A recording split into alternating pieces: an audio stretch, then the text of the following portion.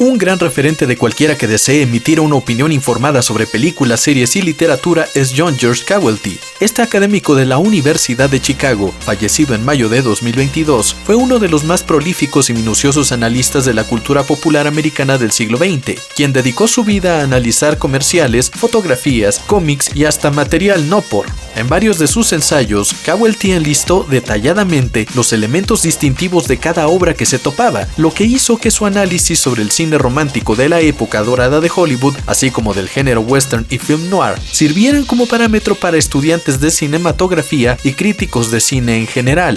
Uno de sus mejores ensayos es Chinatown y la transformación genérica en recientes filmes americanos, un texto de 14 páginas apenas que hace una revisión de cómo la película dirigida por Roman Polanski tomó elementos clásicos del cine de detectives y le dio un giro al modo en que los personajes y la trama se desarrollan. Lo interesante de este escrito es que Cawelty no se limita a analizar Chinatown, sino que lo utiliza como punto de partida para ofrecernos una tesis sobre los 4 modos en que un género cinematográfico cambia su fórmula para adaptarse a su sobreexplotación, y estas son las siguientes.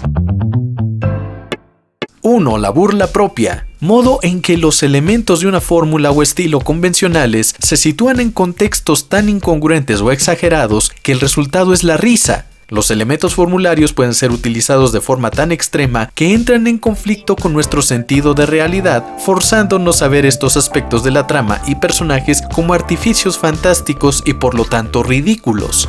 Cawelty distinguió 2 técnicas primarias para burlarse del propio género de una película: romper la convención por la intrusión de la realidad y la inversión de implicaciones esperadas. Hay varios ejemplos del primer caso. En El diario de la princesa, protagonizada por Anne Hathaway, vemos al personaje de Mia Thermopolis hablar sobre querer que su pie haga pop al besar a un chico. Esto en referencia a los múltiples filmes románticos en donde al besarse, la mujer levantaba una pierna. Lo curioso aquí es que levantar la pierna era algo que se hacía por una prohibición del llamado Código Hays, que fue elaborado por un puritano y que limitó la creatividad en el cine americano de mediados del siglo XX. En el código se imponía que las mujeres tuviesen al menos un pie en el piso durante todas las escenas de beso, ya saben, para evitar escenas con mujeres en la cama. En el caso de Mia Thermopolis, vemos cómo ella intenta levantar el pie, pero este se atora, y su momento romántico perfecto queda completamente arruinado.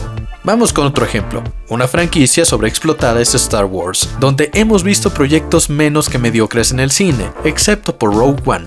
Uno de los aspectos que más ha llamado la atención entre la fanbase es el contraste que existe entre los Stormtroopers y los Clone Troopers respecto a la puntería que tienen. Los Clone Troopers fueron muy importantes en el episodio 2 y también en las diferentes versiones de la Guerra Clónica. Droide que veían, droide al que le volaban la cabeza. Sin embargo, en la primera trilogía de Star Wars, los Stormtroopers tienen una puntería pésima. Hasta hay una teoría que asegura que los Kaminoanos sabotearon a Darth Sidious. Una vez que se diera la Orden 66, los Clone Troopers asesinarían a los Jedi que tuvieran cerca, pero una vez cumplida, perderían la capacidad de dar en el blanco. Ya saben, vamos a ayudar a que el Imperio se consolide, pero no a que mate a todos por completo. Sus fuerzas se volverán incompetentes. Y había otros que se estaban preguntando, pero bueno, ¿y qué pasó con los droides? Parece que se le acabó el dinero al Imperio. En fin. Otra variante de la teoría sobre los clones es que realmente los Kaminoanos jamás sabotearon a estos, sino que el chip biológico que tenían en el cerebro, al forzarlos a ejecutar la Orden 66, también les genera un daño cerebral imprevisto. Otros aseguran que simplemente los Stormtroopers han envejecido y es lógico que no disparen bien. El punto es que es un tema con el cual la fanbase se entretiene y bromea muy seguido. En Star Wars Rebels bromearon con esto culpando a los cascos porque no permitían ver, y en The Mandalorian dejaron ver a plenitud la incompetencia de los troopers al no poder atinar siquiera a blancos inmóviles. También Marvel ha tenido que burlarse de sí mismo para mantener contento a su público. En Black Widow, Yelena se burla de cómo Natasha siempre aterriza posando, como si se sintiera observada todo el tiempo, e incluso la imita y se burla de esto. Pero por supuesto, el ejemplo que todos usan a la hora de referirse a esta transformación formularia es Deadpool, quien no solo satiriza las películas de superhéroes, sino que desde los cómics se burla de sus clichés y ridiculiza lo que otros se toman muy en serio, al grado que los X-Men procuran alejarse de él. Un ejemplo del segundo caso, es decir, el de las expectativas, está en el spin-off Gen V, donde vemos a la protagonista Marie Moreau entrar a la Academia de Supers. Ella esperaba un lugar donde su habilidad fuese lo único necesario para destacar. Tristemente, ella descubre que ser popular en redes sociales importa mucho y ella ni siquiera tiene Instagram. El primo de Sabrina le invita a salir en grupo y por accidente le corta el cuello a una tipa. Marie utiliza su poder de sangre control para salvarla. Muchos la graban durante su hazaña y al día siguiente es tendencia en Twitter. Parece que todo se ha resuelto, ¿no? Pues bueno, aquí viene que la cuestión es que Marie había sido rechazada para entrar a una clase. Cuando el profesor Brink, a cargo de esta, la manda a llamar, Marie cree que su logro de la noche anterior será suficiente para darle el pase, pero ¡oh sorpresa! El anciano le dice que está expulsada. Como salió en grupo con el chico más popular de la escuela y que será aceptado en los Seven, pues no se puede saber que estaba drogado y ebrio en un bar, así que la usarán como chivo expiatorio. Después las cosas se resuelven para Marie, pero ciertamente es un momento que te hace reír. De hecho, yo me estaba encabronando porque estaban usando el cliché más barato de Mary Sue, pero se burlaron de esto. Funcionó. El segundo modo es la cultivación de la nostalgia, donde características tradicionales de la trama, personajes, la ambientación y el estilo se utilizan para recrear un tiempo pasado. En esta época, este es un recurso que muchos utilizan para que sus series no parezcan los protagonistas del Capitán Planeta y los planetarios. Por ejemplo, Stranger Things se ambientó en una época más antigua, la década de los 80, para justificar que sus protagonistas sean más exploradores, que los personajes tengan más difícil comunicarse entre sí y para tener más personajes blancos sin que se les acuse de racistas. La trama funciona mejor en una época donde las personas no están saturadas de información y todo parece más misterioso.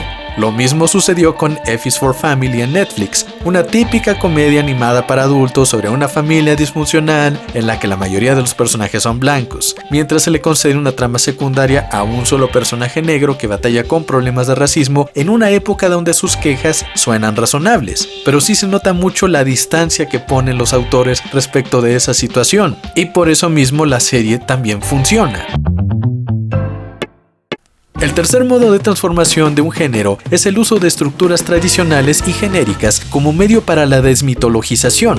Cowell considera a este modo como el más poderoso de todos, ya que implica exhibir el lado destructivo o inadecuado del género, que el héroe no siempre es puro y bueno, o que el bien no siempre gana, o que el que parece inocente en realidad es perverso. En The Boys podemos ver un ejemplo de esto. Llevamos alrededor de 30 décadas viendo las mismas fórmulas en películas de superhéroes, el típico camino del héroe que funciona si eres un público joven menor a 12 años, pero que si eres mayor has visto hasta en la sopa.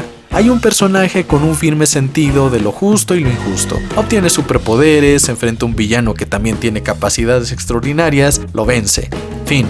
El bueno siempre gana. La variante puede ser que el protagonista, en vez de ser un superhombre, tiene mucho dinero para armas y el villano es igual. Al transcurso de los años, esto se vuelve monótono. Siempre el héroe todopoderoso que salva el día y es ejemplo para todos.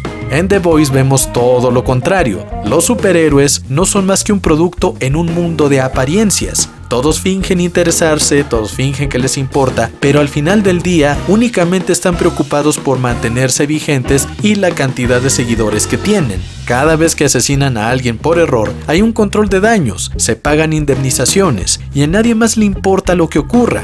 Y justo los protagonistas quieren destruir el imperio de los supers. Tenemos al personaje de Homelander, quien tiene la necesidad de ser apreciado por otros, pero también es alguien sumamente violento, sádico y gradualmente cínico. Su gran rival es Billy Butcher, quien lejos de ser un superhéroe que anhela justicia, todo lo que busca es venganza, luchando una guerra del modo más sucio y oportunista que puede, resaltándose bastante que tiene un compás moral que mueve a su conveniencia. No le importa engañar a su propio equipo con tal de lograr sus fines, y tampoco le interesa recurrir a la autodestrucción con tal de dañar a sus adversarios. Si alguien lo traiciona, se venga del modo más violento que puede.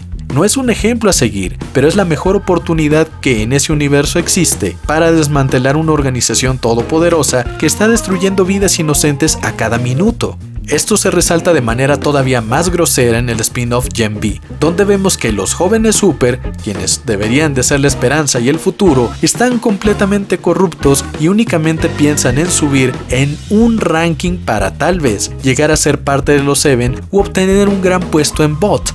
En el universo de ambas series, los supers no nacieron, los crearon al darles el infame compuesto B, que azarosamente les dio capacidades ultrahumanas, que varían desde lo más admirable hasta lo más repugnante e inútil. De hecho, en Diabolical se puede ver que hay un lugar para aquellos que obtuvieron poderes completamente inútiles o que les condenaron a ser inadaptados de por vida. El único modo de que la balanza se compense es deshacerse de Bot y de cualquier rastro del compuesto B, y esto únicamente se puede lograr con protagonistas que estén dispuestos a romper las reglas y no jugar el juego tan éticamente. El cuarto modo descrito por Cawelty es la afirmación del mito por su propio bien. En películas de este tipo, el mito parece demostrar que todas las características tradicionales del género son irreales, pero conforme la historia avanza, vuelve a refrendarse la necesidad de creer en sus tropos como auténticas aspiraciones y necesidades humanas. Esto sucede con Invincible, en donde tenían a Omni-Man, que era un Viltrumita. Hasta antes de que se manifestaran los poderes de su hijo, Mark, él actuaba como una fuerza protectora.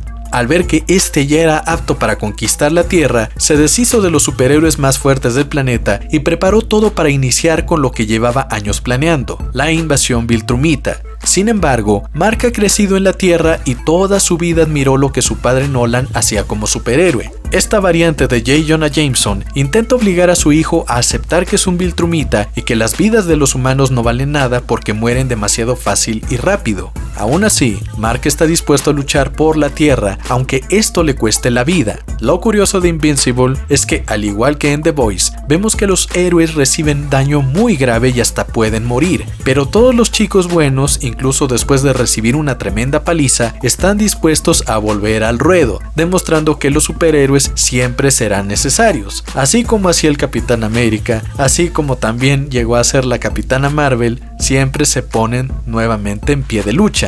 ¿Qué piensas de estos 4 modos identificados por Cawelty? ¿Qué otros ejemplos se te ocurren? En fin, vivan y dejen morir. Mexican Power se va.